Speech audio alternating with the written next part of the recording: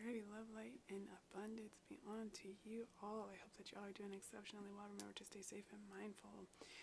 Quickly before I dive right in, I'm going to go ahead and cleanse my space. And it'll be good for you to do it as well. Take whatever cleansing tools you have on hand and use those to clear the space. And as you're cleansing the space, set the intention that you would like to receive this information with an open mind and open heart, with a balanced mind and balanced heart, that you are well enough, embodied enough to receive what it is that's being projected to you in harmony in a holistic fashion. With perfect love and perfect trust, we are one and able to receive. So just taking a second for it to light. And again, so I have background noise going on, so we're gonna just rock with it. So today's emotional intelligence video, I'll try to turn that down, but if y'all hear it, it's just the time of day and it felt comfortable to do right now, so we're just gonna rock with it. Just two people having a conversation right now. All right. So yeah.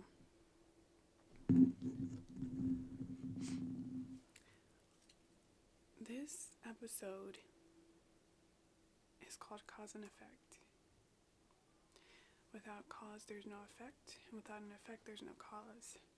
It is a duality, a balance between things that occur, their actions or inactions that perpetuate an inevitable turning of events. As someone who's lived a certain kind of life, I've developed a certain level of understanding with certain things, and I try to use that as a tool, a driving force, when connecting and responding and assisting others. As time moves on, I'm realizing how much more I need those tools turned inward, and have been working to adjust and acclimate those tools within. And interesting enough, I've had some experiences that I really felt like I needed to touch on, especially because right now we're in a space, the day and age, where people feel like their toxic traits are winning, that somehow it's favorable. That is somehow favorable, it's conducive to their well-being in the long run. And in fact, it's the opposite.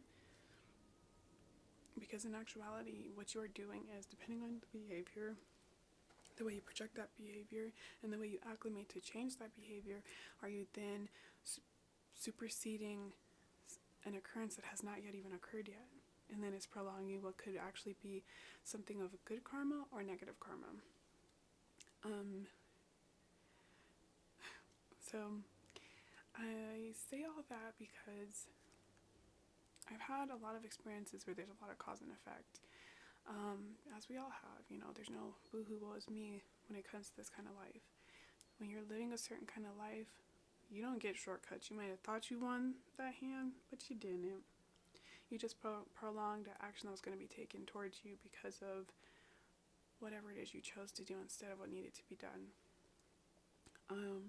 In certain circumstances, for instance, like growing up, my mother, she had to make choices that would inevitably impact the way that the rest of the family would move. Now, granted, I can't really speak on my siblings, but I can speak on my experience. In terms of that, I feel like we forget that the cause of certain things and effects of certain things stem from somewhere, right? For example, an emotional response is an after result. It is a symptom of whatever it is you were experiencing.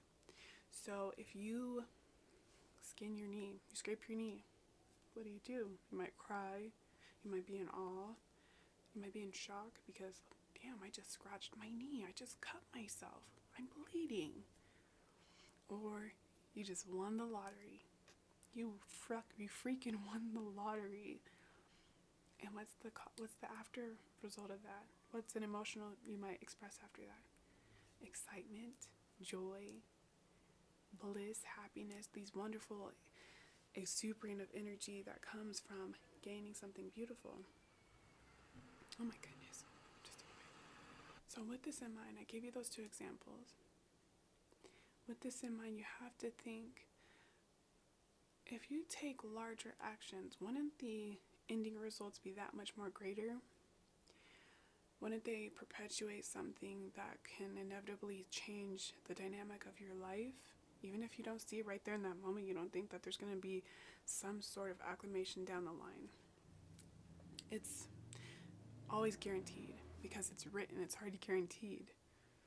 Regardless if your mind wants to allow you to accept it or not, that's just like when someone deflects how they feel or when they want to avoid how they feel. At the end of the day, it helps nothing or no one. That's just like, okay, again, are you paying your bills on time? Oh, no, you're not? Now, guess what? You're SOL for a minute. Or, hey, you got up that morning and worked out. Now you can pick out for the weekend because you took those steps to make sure that your body's where it needs to be to enjoy, to properly digest the bull crap you just ate. There's always a cause and effect, no matter how small it is. Even cleansing something as small as cleansing yourself, washing your face in the morning, has a greater effect than you can imagine. So, sharing that with you, we're gonna go ahead and I'm gonna get vulnerable with you for just a moment. Again, we have people who have lived certain types of life, and with this, they're better equipped to handle and approach. Filming in the middle of the day causes a lot of distraction, but okay, we're gonna keep it going. So, oh shoot, I lost my train of thought for a second. So moving down the line, you have people who are designed, who are put in place, regardless if they're prepared for it or not, to be a driving force, a conduit of sorts that can help someone pivot into the next stages of their life, regardless of what that might look like. And I feel like we all, in some form or another, do that for one another. It's just a matter of your perspective and how you handle it. So, for instance, I feel like, because growing up again, I didn't get to touch on that, but growing up, my mother had to make certain choices that inevitably would change the way that I view my relationships, how I treat them, respect them, honor them, so on and so forth. I went through a lot of toxic understandings to be able to get to a space now where I understand the value of communication. I'd rather just tell you what's up. I'd rather just let you know what's up than to sugarcoat and pretend, because I don't know how to pretend.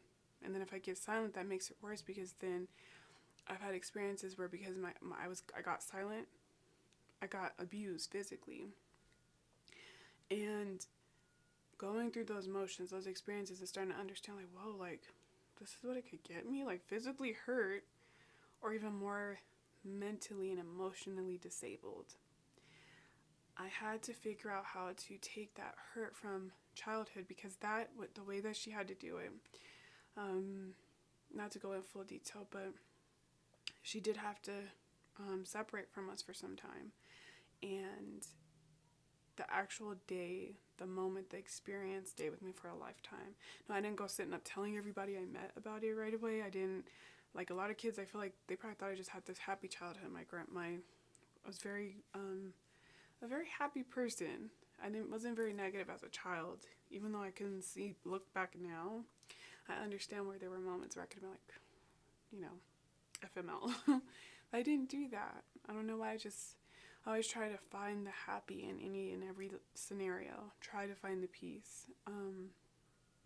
And sometimes it's easier to do and sometimes it isn't. And with that level of understanding, that's a whole other level of emotional intelligence that we forget and acknowledge in people. Like, that's how a lot of people stay happy and healthy, and they could be in the lowest of spaces.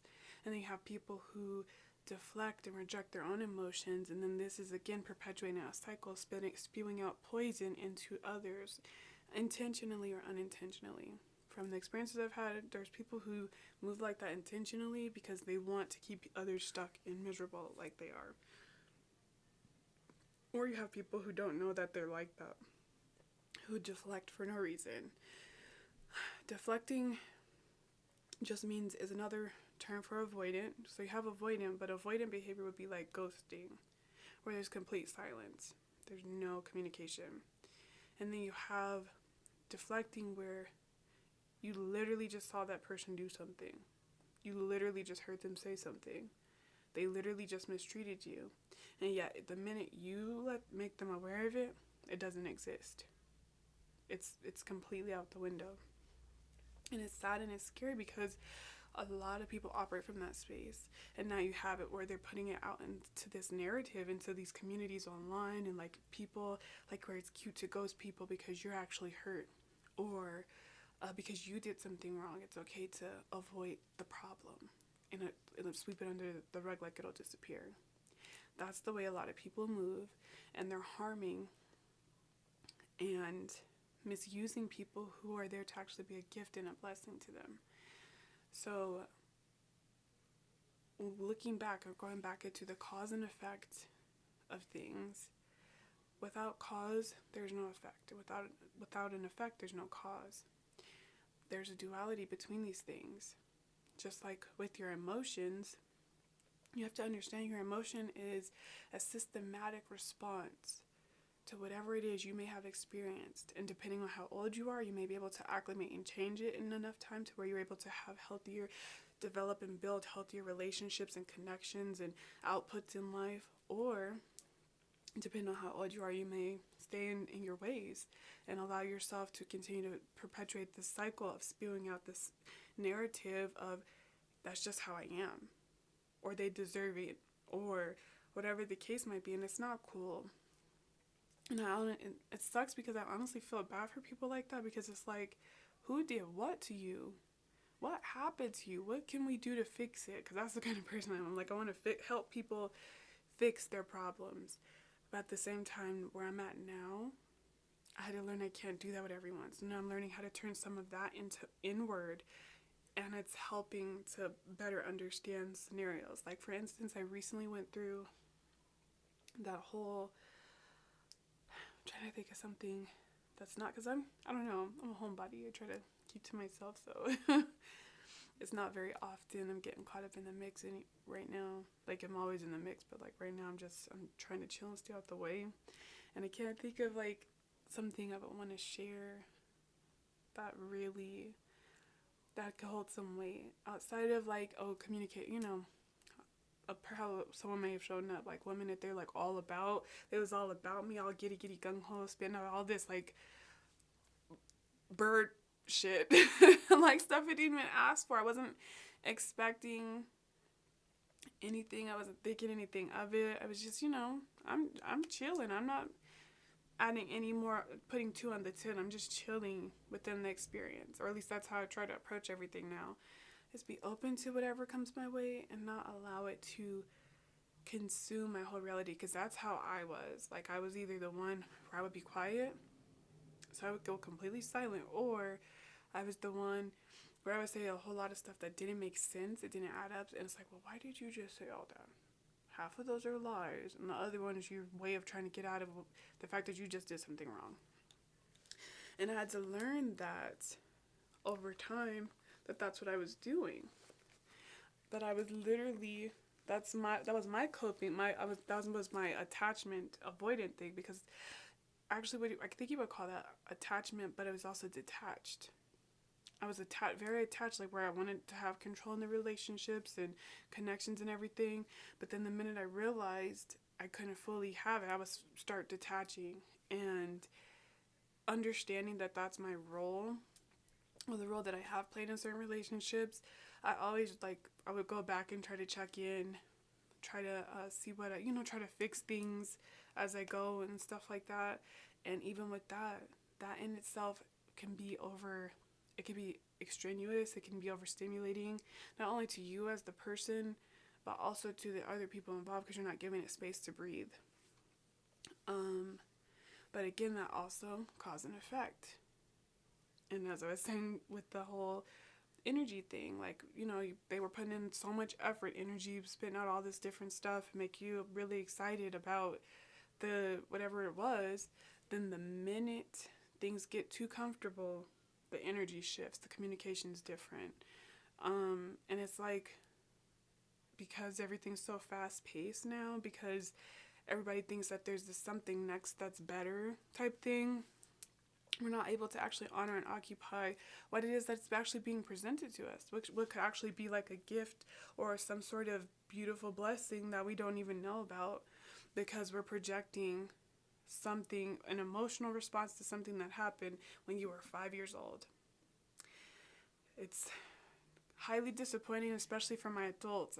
We gotta get this unlocked. Like, I'm definitely not perfect. I still get triggered. But now when I get triggered, I literally will let you know. I will let you know, and then depending on the kind of, said scenario, if I let you know and you're able to say, hey, you know what, my bad, I ain't gonna do that no more, or hey, you know what, I didn't even realize, you're solid. I got you. I could be more patient with you. But when you completely disengage and act like that it's not occurring, then that's when I know I have to pull back and regroup and understand that maybe this isn't the healthiest for me. So you have to be able to start looking at your triggers as cues and signs versus allowing them to take control and take shape over what it is you are in fact doing.